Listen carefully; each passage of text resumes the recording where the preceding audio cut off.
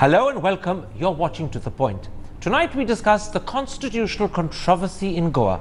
Did the Goa governor make a terrible mistake in swearing in Manohar Parrikar, or is Congress wrong in making that claim? And has the Supreme Court, by permitting the swearing in to go ahead, endorsed the governor, or by bringing forward the floor test, undermined the governor's decision? These are some of the key questions we should answer tonight. My guests are two former Secretary Generals of the Lok Sabha, Subhash Kashyap and PDT Achari, the senior Supreme Court lawyer Sanjay Hegde, the senior BJP leader Sudhanshu Mittal, and Congress MP and spokesperson Gaurav Gogoi. Gentlemen, let's start with the Goa governor's decision and begin with the politicians on our panel. Gaurav Gogoi, why do you believe the Goa governor was wrong to call upon Manohar Parrikar to form a government, even though it's clear he has majority support in the assembly and letters to that effect have been given to the governor?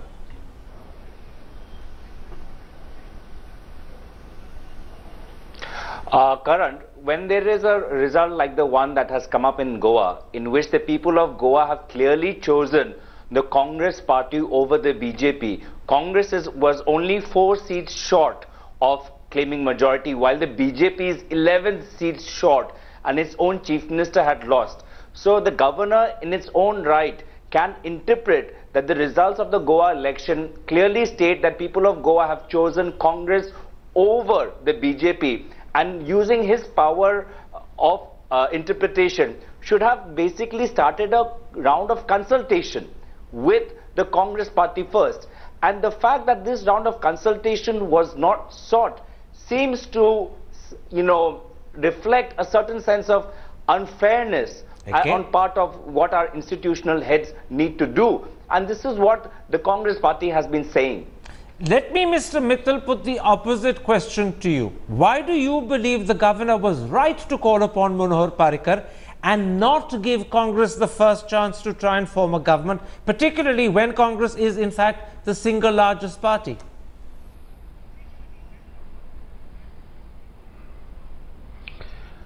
Karanji, first, can I correct the mathematics of Mr. Gogoi?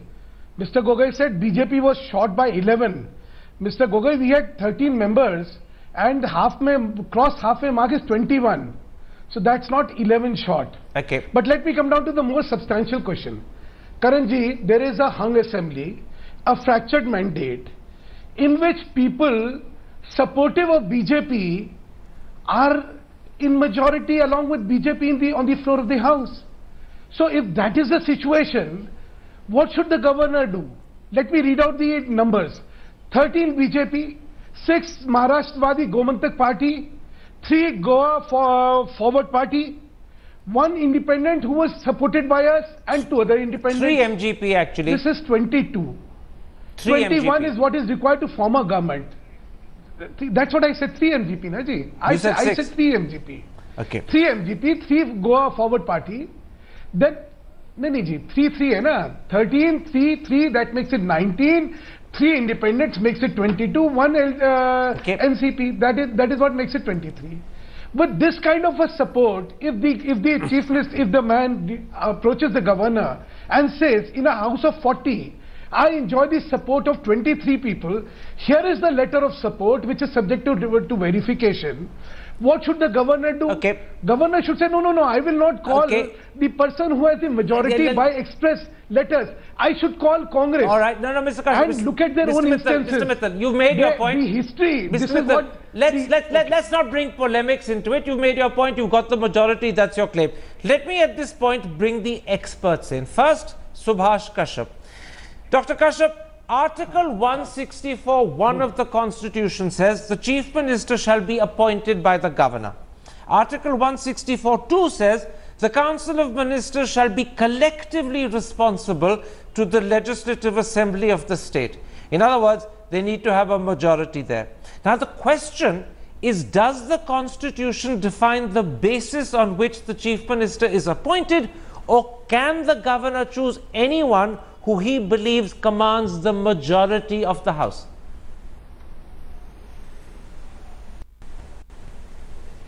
Karan, you have very rightly quoted the constitutional provisions in 164(1) and 2. In fact, the Constitution makes the position very clear And forgive me for saying so, I think the position is so clear that the whole fuss being made appears to be unnecessary. The governor can appoint anyone as the chief minister, anyone as the chief minister. He has only to see that that person, in his opinion, is likely to command the majority support in the House. Also, the governor acts, it is governor's prerogative, and governor in this matter acts in his discretion. And use of his discretion, Constitution very clearly, emphatically says, cannot be questioned even in a court of law. So can I just clarify, So Dr. that Kashyap? is, Can I just clarify? I do not know. What you're saying is, as per the Constitution, Yeah. the requirement made on the governor is that he can appoint anyone provided he believes that person has a good and credible chance of a majority in the House. That is the only concern that should be in the governor's mind. That person can be anyone provided that person is believed to have good credible reasons right. for a majority in the House. Right. And the governor has to decide in his discretion who that person is. This is a critical question. I want to bring you in on this question, Sanjay Hegde. Do you agree that the governor's duty is to appoint a chief minister who has majority support, but that doesn't have to be the leader of the single largest party? It could even be the leader of the second largest party, arguably and theoretically, possibly even the leader of the third largest party. Do you agree with that, Sanjay Hegde? Arguably, it could even be an independent or somebody entirely outside the House. But everything is a matter of context, Karan, because on this question there have been varying precedents. You have President Sanjeeva Reddy, who swore in Charan Singh. Charan Singh never faced Parliament, resigned, and then Sanjeeva Reddy did not go back to Jagjeevan Ram to form a government.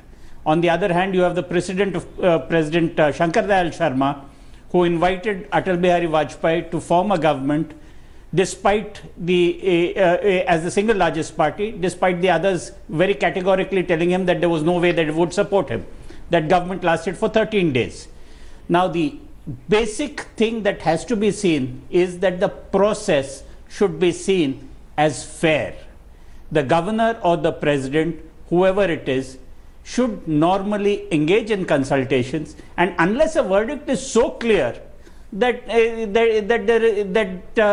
only one person or one party can be called, the governor would be well advised to explore all options just for the appearance of fairness, which in a constitutional democracy matters greatly. All right. I will take up in a moment this question of fairness versus constitutional behavior, because fairness is an issue of morality, constitutional behavior is an issue to do with what the Constitution requires. But I'll take that issue up in a moment's time. I won't take it up at this point. At this point, I want to come, Dr. Achari, to 1989, when India got its first hung parliament. At that time, President Venkataraman devised the principle that he would call on parties in accordance with their size. And that was clearly because he wanted to avoid having to himself decide who had majority support, because that would be subjective, it could turn out to be questioned, and it could turn out to be messy. And he didn't want the presidency to get involved in a situation that would become messy. But my question is this: 28 years after President Venkataraman devised that principle, has it become a convention so strongly cast in stone that it takes precedence over the flexibility the Constitution actually gives the governor? See, there is a principle involved in this, in following this practice of inviting the largest single party to form the government in case no party gets a majority in the House. That principle is, if no party gets a majority in the House, what does the governor, or what is the governor supposed to do? Then, as per this practice, the governor can go down the list and go to the single largest party and ask them whether they are able But to... my question is a little different, sir. My question is this. After 28 years, has this practice got cast in stone so firmly that it takes precedence over the flexibility the Constitution gives? Because the Constitution doesn't require this. The Constitution gives the governor the right to choose who he thinks is the right person. Well, this is, you see, nothing is cast in stone. You know, these are all precedents. These are all practices which have been followed to meet a certain political exigency. After all, the political class, you know, has evolved these arrangements or these principles. But So are you therefore saying that because this is a principle evolved to deal with a contingency, it should continue to be implemented? Well, the point is, that is what I was actually I was talking about. There is a principle involved in it. The principle is that in case no party gets a majority, then what is the governor required to do? He can go down the list and call the single largest party leader, ask them whether they are prepared to form a government. Now, the point is, suppose the governor goes to the second largest party. Now, what is the basis of that? If you ignore the single largest party and go to the second largest party, after all, governor is holding a constitutional position. Okay. His action has to be fair, objective, and reasonable. Let me put to you, Gaurav Gogoi, instances after 1989 when President Venkataraman devised this principle, when in fact the principle has not been implemented and therefore it's been deliberately cast aside. For instance, it wasn't implemented in 2002 in Kashmir, in 2005 in Jharkhand, in 2013 in Delhi. In each of those cases, the governor bypassed the single largest party in favor of an alliance of smaller parties, and he did so because that alliance of smaller parties had a clear majority, which the single largest on its own did not. Clearly, therefore, the Goa decision is in keeping with what happened in 2002, 2005 and 2013. And secondly, the Goa decision and these early precedents show that President Venkataraman's practice is not cast in stone.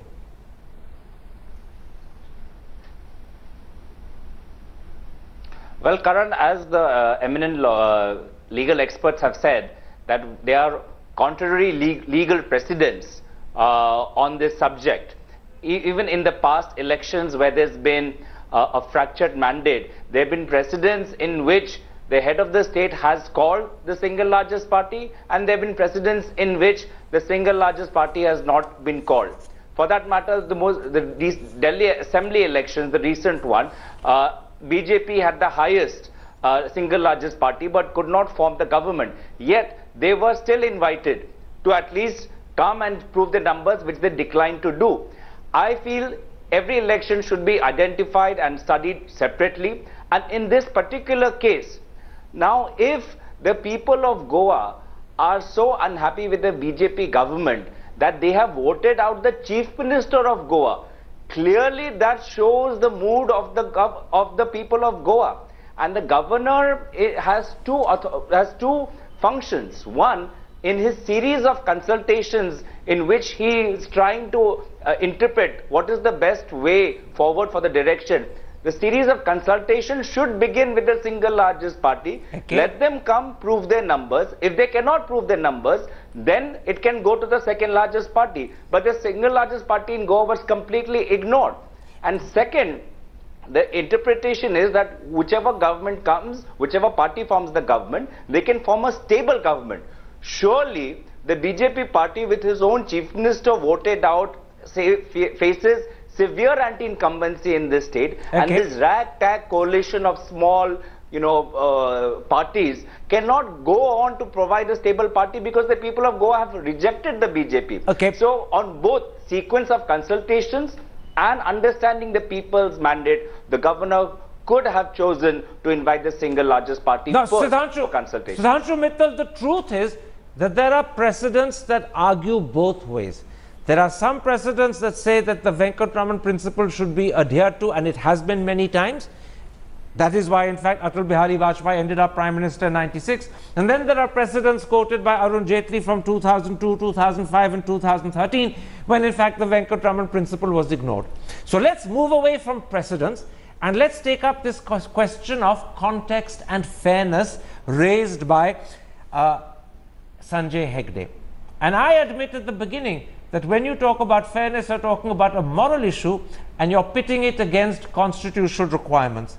But the truth is, the Sarkaria Commission and the Punchi Commission both laid down, in the circumstances of a hung assembly, the order of preference for selecting a chief minister. And they did it because they wanted fairness to be at the top. And they ruled, both of them, that the leader of the single largest party should be invited before, and this is important, before the leader of a post-election alliance, because that, they argued, would be the fair way of doing things. How do you then respond to this pitting of fairness against the Constitution?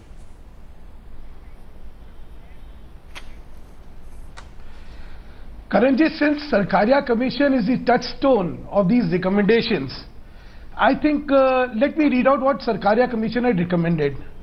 This is 4403. 411. Forgive me, sir. Forgive me, sir. I'm correcting you. It's 41103, not 41103. But go ahead. I know what you're reading. That's why I'm correcting you. Sir, okay, 41103. But let me read out the extract, sir. It says, however, where no single party or group commands absolute majority, the governor has to exercise his discretion in selection of chief minister.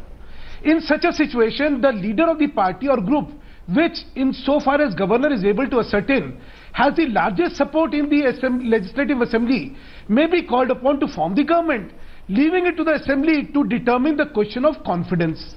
This procedure leaves little scope for any allegation of unfairness or partisanship on the part of governor in the use of his discretion. This is what the Sarkaria Commission has said. Absolutely. And I think this is exactly what has been followed in Goa. So now to say that this is not morally tenable or sequentially, I mean, it is bizarre. Let me, you're making a very good point. In 2005, let me bring in Madhu Koda, who was an independent and only one. Yeah. Okay. Let me bring in, you're making a very good point. Let me bring in Subhas Kashyap on that. What you've just heard from Sudhanshu Mittal, Dr. Kashyap, is section 41103, which precedes, and this is important, which precedes 41104, where Sarkaria spells out the order of preference in which people should be called upon to form a government in a hung assembly.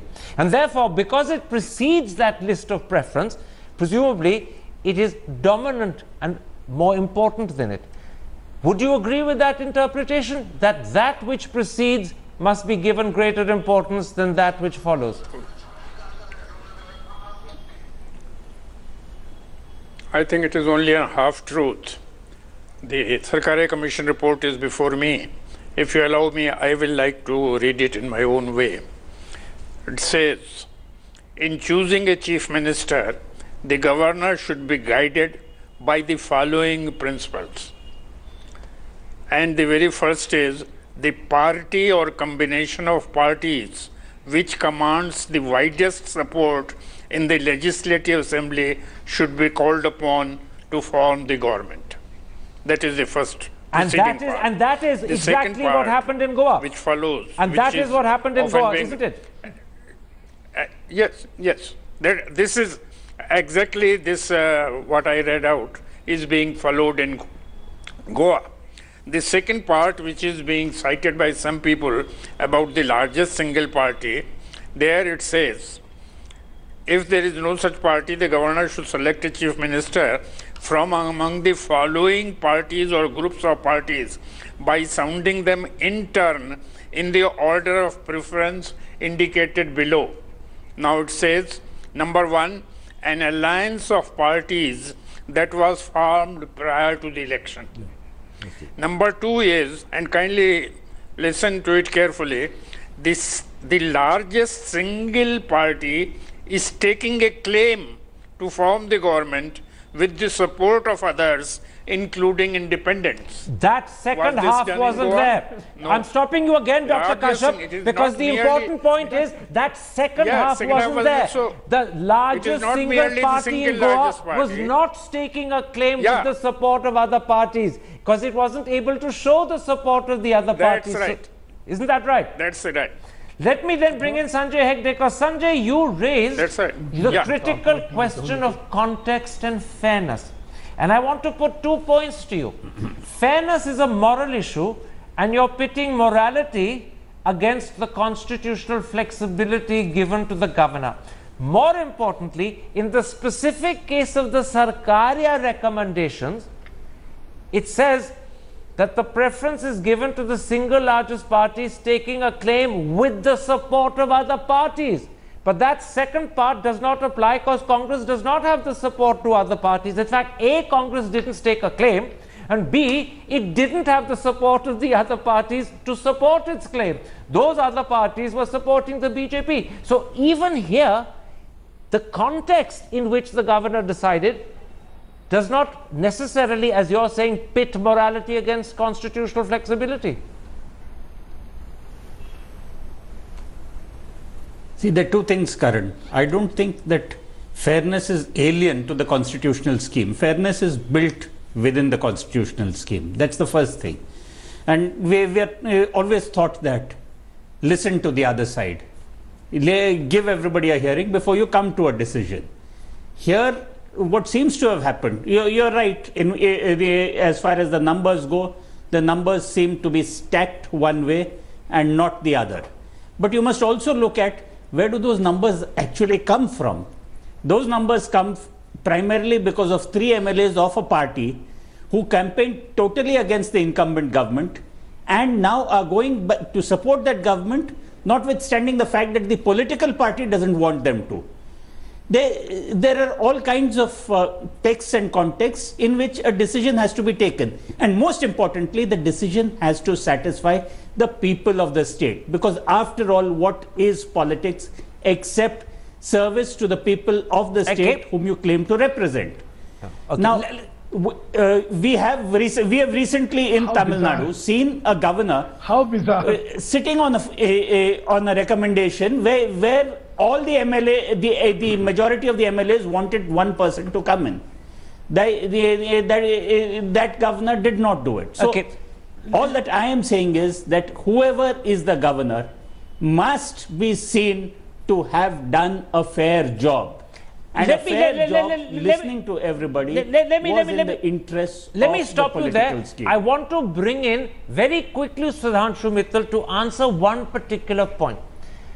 In accepting that the BJP has, through the support it's showing, a majority, the governor has also accepted that a party of 3 that campaigned against the outgoing Parsikar government is now switching its position to support a new BJP government under Parikar.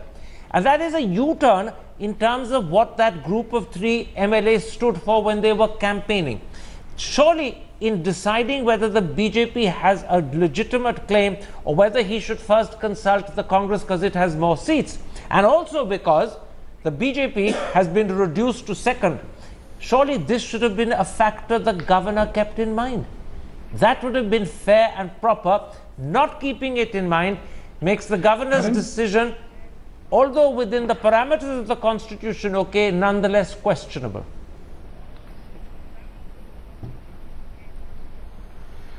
Karanji, it's the most bizarre argument I have heard, which has just been propounded by Mr. Sanjay.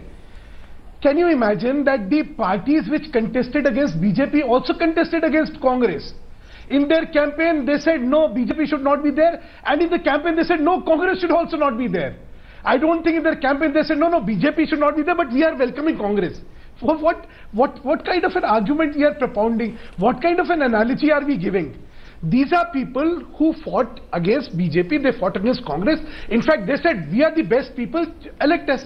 But the people of Goa have given a fractured mandate. They say we elect only 3 of you. Now these 3 who have been elected have decided that for the sake of the state, it is much better to support the BJP than to support a Congress. They have exercised their choices, their preferences. And that choice includes the right to do a U-turn on their position during the campaign. All right, I accept your argument. You're saying their choice, their right to choice. But where is the U-turn? includes the right to do a U-turn on the position they took during the campaign. I'm going to stop you there, Mr. Mittal, because you've made that point. You've made the point. Sir, let's move on. I want to now come to the impact the Supreme Court's decision of today has on the governor's decision. First, I will go to Sanjay Hegde. Sanjay Hegde, the governor's decision to swear in Mr. Parikar had two parts. The first was a decision to swear him in, and the second was a decision to give him 15 days to prove his majority. By permitting the swearing in to go ahead, has the Supreme Court upheld the substantive part of the decision, or by dramatically cutting short the period given for the floor test, has the Supreme Court undermined the governor's decision? Which of the two? No, the Supreme Court has tried to interfere as little as possible. Firstly, you cannot have a floor test without having a motion of confidence or a motion of no confidence. That motion simply reads, this House expresses its confidence in but the answer my question. Council of Ministers. Answer my question, led by Sanjay. the Chief Don't go Minister. into other so details. You need a Chief Minister. Answer my question. You my need a question Chief is a simple one. By allowing the swearing in to go ahead, has the Supreme Court upheld the substantive part of the governor's decision, or as Congress is claiming, has the Supreme Court undermined the governor's decision because it's dramatically cut short the period given for the floor test? Answer just that. The answer is the Supreme Court did a balancing act. You need a Chief Minister, so whoever the governor is called. He has been given 15 days time, no, let's cut it short. That's what the Supreme Court has done. It has tried to interfere as little as possible by balancing both equities. This is a very important issue, and I want to put it to both the former Secretary Generals of the Lok Sabha with me, because they too will shed a very interesting light on how the Supreme Court's decision of today impacts on the governor's decision earlier. Most people would say, Mr. Achari, that the substantive part of the governor's decision is to swear in Mr. Parikar as Chief Minister. How much time he has to prove his majority is actually a matter of detail. So in your opinion, if the swearing in goes ahead as it did this evening at 5 o'clock, surely the key part of the governor's decision has been upheld. It's only the detail about how much time he has for floor test purposes that's been reduced. Well, the Supreme Court has stuck to the constitutional position. Under Article 164, the Chief Minister is appointed by the Governor. Once the Chief Minister has been appointed by the Governor, it cannot be reversed. The Supreme Court has accepted that position.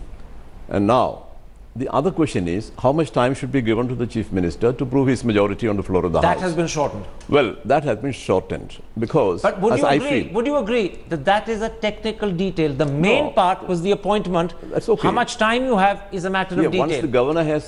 Once the governor has appointed a Chief Minister, that part is over. Okay. That is not open to question. Well, it was, because that's what the main prayer of Congress was. Well, stay the swearing in. The point is, under 164, that is a final thing. The Chief Minister has been appointed by the government. But just add one thing. Therefore, the Supreme Court rejected the main prayer of Congress, which was stay the swearing in. I will put it like this. One part of the prayer has been accepted by the Supreme Court. Another part, the Supreme Court has reduced the time that is given to prove his majority. Now, why?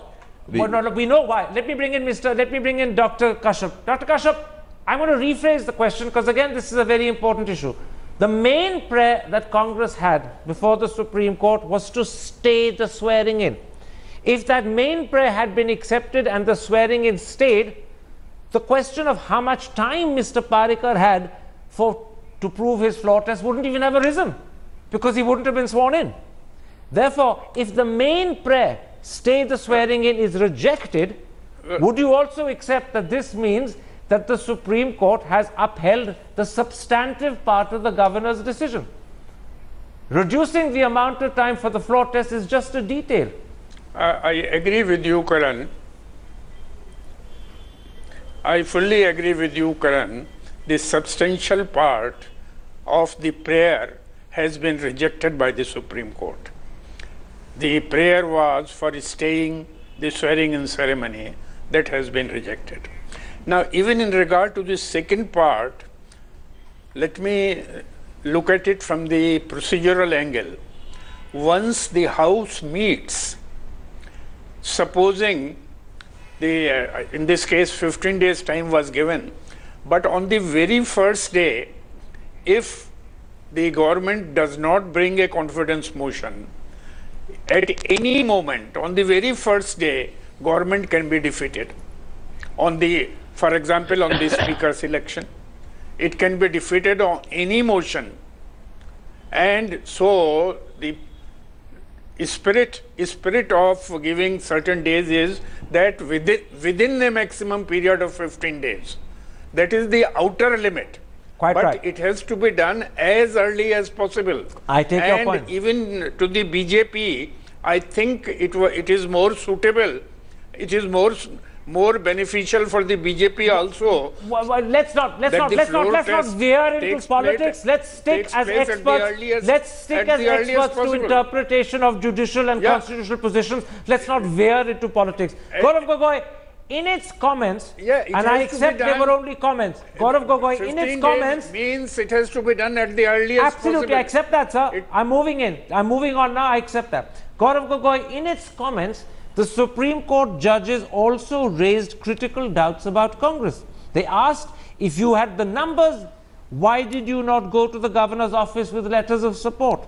Secondly, they asked, if you have the numbers, why have you not filed affidavits of this support along with your petition? In other words, by asking these questions, the judges were clearly expressing their doubt that you actually have the majority you're claiming you do. And that is itself an embarrassing situation, because what the judges were indicating is you're coming to us claiming you've got support, but you can't prove it sufficiently to convince us.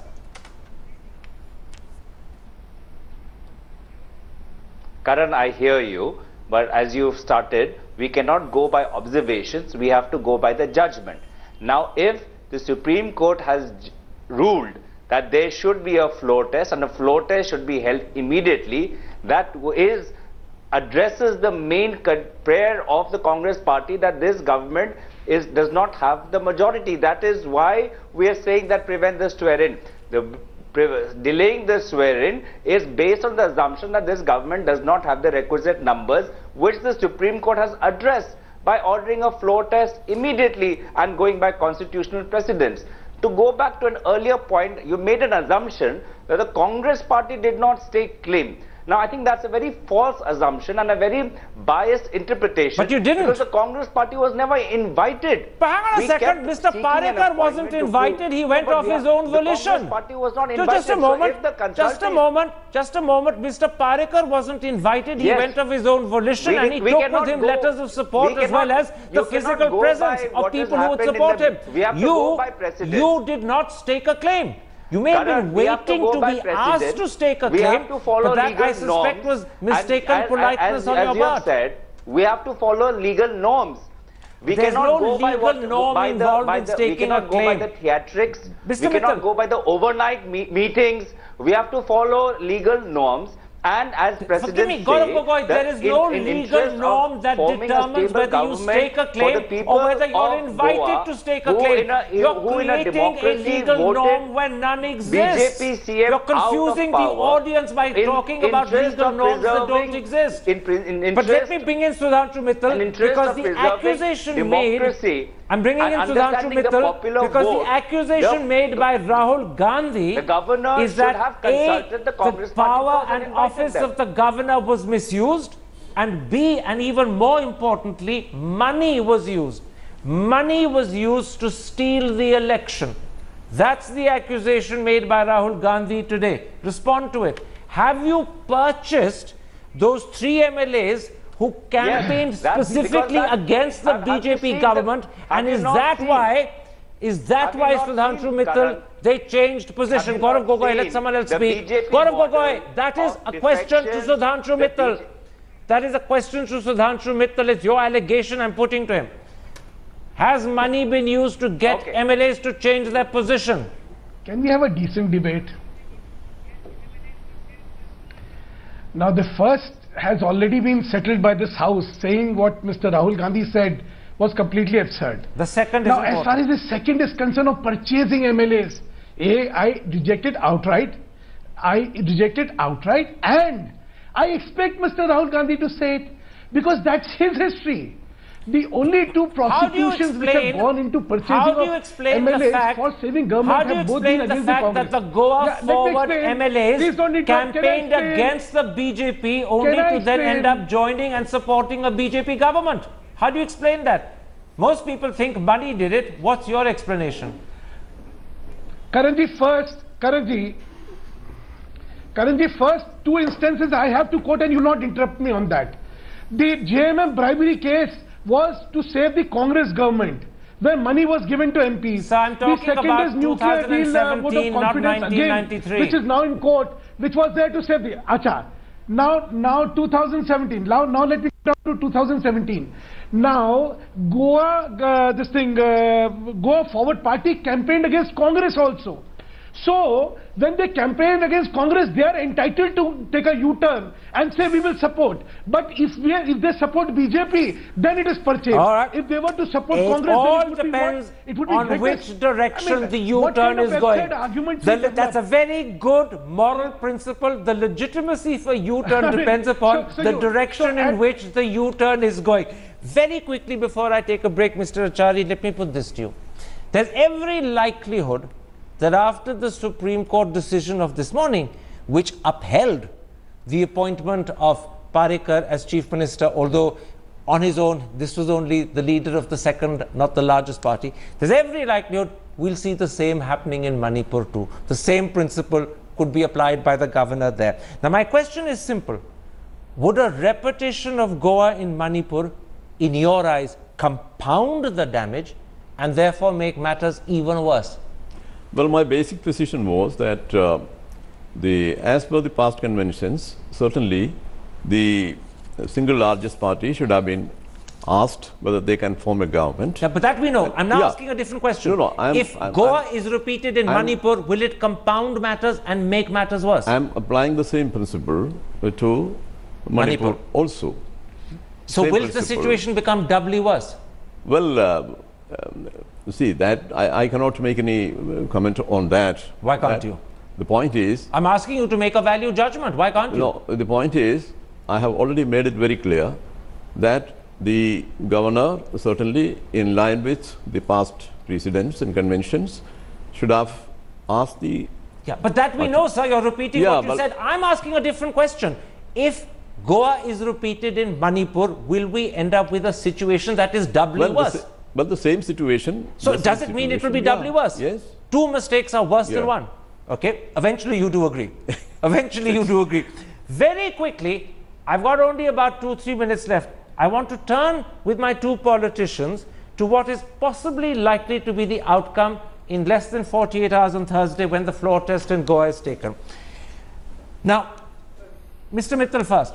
Abhishek Singhvi, the Congress MP and spokesperson, has said that Mr. Parrikar is likely to be just a 2-day chief minister and that on the 16th he will be defeated and forced out of office. He said this publicly on TV today. How confident are you, Mr. Mittal, that Mr. Parrikar will win the floor test and continue and not end up humiliated? Like I was confident about winning UP, I am equally confident about the outcome of this result. More importantly, if there is a U-turn by anybody, would then Mr. Rahul Gandhi concede that money has been paid to those people for a U-turn? This is also what they should be on record. That's a very good point. But Mr. Mittal, come back to my question. Repeat for me, you are absolutely confident that on Thursday, Manohar Parrikar will win the floor test? Absolutely confident, there is no question. You don't think there's any danger that Congress may be able to reach out to the Goa Forward or to the independents and get them to change?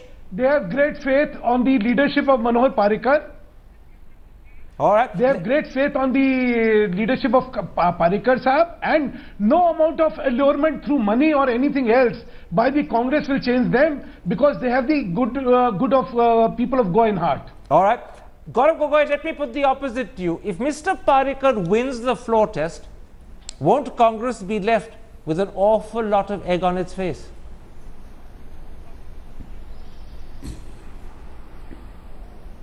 No, I think what we would have exposed what Rahul Gandhi ji said was true, that the BJP model of defections, of grabbing power without any respect for the people's mandate, by using and abusing institutions, is dangerous, is anti-democracy, and this going against the popular will will only create a further distance between the BJP and the people of Goa. If in this election the Goa Chief Minister himself lost and his ministers lost, the same will happen in the next election. Because remember, the people of Goa... In Manipur, you are... No, gentlemen, you are not going to start quarreling with each other. You may be opponents, but you're not quarreling with each other.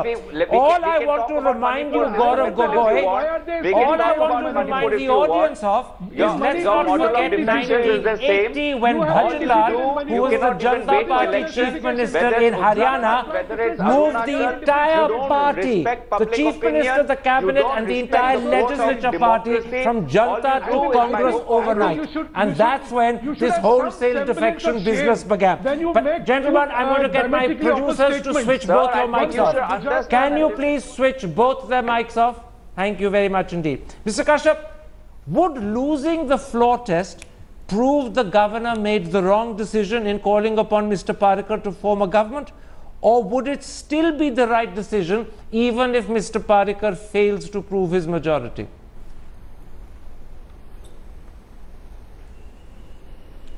It will still be the right decision taken at that time. But supposing in the floor test Mr. Parrikar loses, then that will mean that the governor made a wrong assessment. Right decision based on the wrong assessment. Is that a correct interpretation of what you said, Dr. Kashyap? That's it. Let me bring you in on that. If in the floor test Mr. Parrikar loses, it's very hypothetical at the moment. Absolutely. But it's always a possibility. Let me bring you in on this, Sanjay Hegde. Where do you stand on this? Would losing the floor test prove that in fact it was wrong to swear in Mr. Parrikar and that the governor should have taken a different route and procedure before arriving at this decision? Well, hindsight doesn't necessarily prove you right or wrong as far as the original decision is concerned. Here, what I object to as far as the governor is concerned is, or all governors for that matter, is the feeling that they are mere instruments of the center. If the central government wants the governor to do something, then that is what will be done. The governor could very well have entered into a process of consultation. That was not done. That casts a certain amount of doubt upon the fairness in which the governor took her final decision. So win or lose, the original decision still remains tainted to my mind. This is a very interesting proposition that Sanjay Hegde has moved, and I want to put it to you, and it will be, I think, the last question on tonight's show. Would the governor have covered herself better if she had gone through a process of consultation, but then still arrived at the conclusion she did, that clearly, I believe, Mr. Parrikar has support because he's given letters and he's also brought the people, and on that basis, I will appoint him. But by not going through that process of consultation, she's left herself open to the charge that she's been unfair, and the second charge that Sanjay made, that she could have been acting at the behest of the center. No, actually, I fully agree with you. In fact, that consultation, has to take, that consultation should have taken place, and if that has not taken place, then that was certainly a wrong thing, and the governor would certainly expose herself to the charge of being partisan and all that, being unfair and things like that. So she would have covered her flight better by consulting. That is very unfortunate for a person who is holding a high constitutional position as the governor. And therefore, by not going through that process of consultation, she's raised questions A, about fairness, and B, about her own impartiality. Certainly, certainly. Very quickly on that question, Dr. Kashyap, because you have been, unlike the others, a staunch supporter of the governor's decision as well as the process by which he arrived at the decision. Now, we're not questioning the decision, but actually asking whether a different process of consulting would have covered her against the charge of unfairness and the charge of partiality. Do you think she should have consulted to protect herself? And therefore, we're not questioning the decision, but we're questioning the process. Could the process of arriving at that decision have been better?